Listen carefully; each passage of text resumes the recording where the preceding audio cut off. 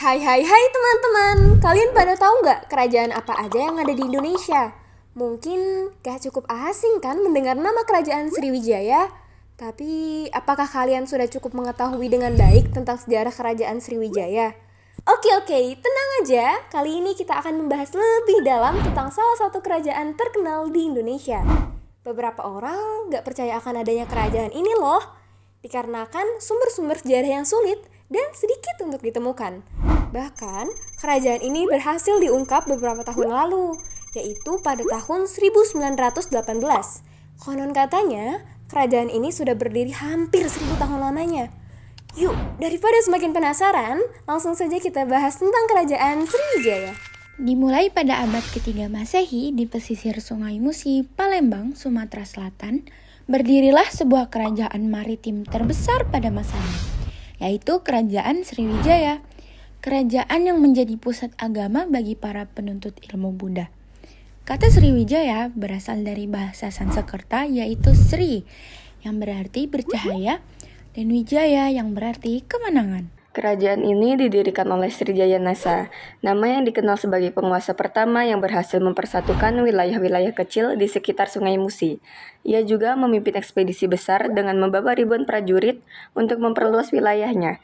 Setelah ekspedisi tersebut, Sriwijaya berkembang pesat sebagai pusat perdagangan maritim. Memasuki masa keemasan, Kerajaan Sriwijaya mengalami puncak kejayaan pada masa kepemimpinan Raja Balaputra Dewa. Ia dikenal dengan kekuasaan armada laut yang kuat. Bahkan, kerajaan ini membangun sebuah pangkalan di daerah Ligor yang memungkinkan kapal-kapal dari Cina dan India singgah. Masa kejayaan kerajaan Sriwijaya berlangsung pada abad ke-8 hingga abad ke-10. Wah, lama juga ya teman-teman. Sriwijaya menjadi pusat perdagangan, keagamaan, dan kebudayaan di Asia Tenggara. Banyak pedagang dari Tiongkok, India, dan Arab singgah di Sriwijaya untuk berdagang atau belajar tentang agama Buddha. Kerajaan Sriwijaya juga menjadi jalur perdagangan utama antara India dan Tiongkok, dengan komoditas utamanya yaitu kayu dan produk hutan, karet, garam, mutiara, emas, juga rempah-rempah. Menurut sejarah yang ada, total raja-raja yang pernah memimpin kerajaan Sriwijaya ada 21. Wah, banyak sekali ya. Dimulai dari Raja Srijaya Nasa sebagai pendiri awal kerajaan Sriwijaya pada abad ketiga Masehi. Lalu ada Raja Balaputra Dewa yang memerintah pada masa kejayaan serta raja yang paling lama memimpin kerajaan Sriwijaya. Perkiraan ia memerintah selama sekitar 40 tahun pada abad ke-9 Masehi. Tapi, informasi mengenai periode dan raja-raja Sriwijaya seringkali terbatas dan tidak selalu pasti. Seperti yang kita bilang dari awal, kerajaan ini saja baru berhasil ditemukan dari buku yang ditulis oleh sarjana Prancis George Coetzee pada tahun 1918. Namun, di balik masa-masa gemilang kerajaan Sriwijaya, tidak akan menghilangkan fakta bahwa semua memang ada masanya. Keruntuhan kerajaan Sriwijaya mulai terjadi pada abad ke-13 Masehi di masa pemerintahan Raja Sanggrama Wijaya Tunggawarman. Dimulai dari serangan kerajaan Chola dari India pada tahun 1025 Masehi yang menghancurkan pusat kekuasaan Sriwijaya di Palembang, melemahkan militernya dan merusak ekonominya. Setelah itu, Sriwijaya kehilangan kontrol atas daerah-daerah penting seperti Jambi, Kedah, dan Ligor.